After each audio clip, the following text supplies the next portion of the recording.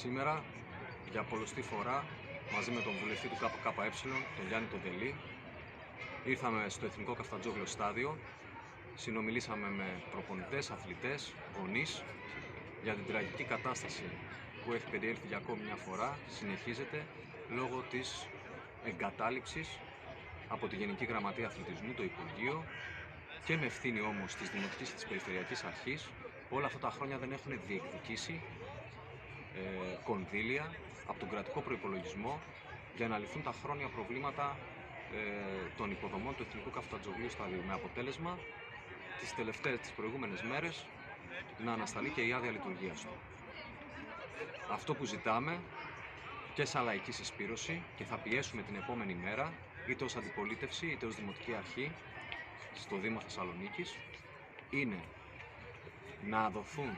από τον κρατικό προϋπολογισμό κονδύλια για να συντηρηθεί το στάδιο τώρα άμεσα και να προσληφθεί μόνιμο προσωπικό που λείπει για να μπορεί να συντηρείται και τα επόμενα χρόνια.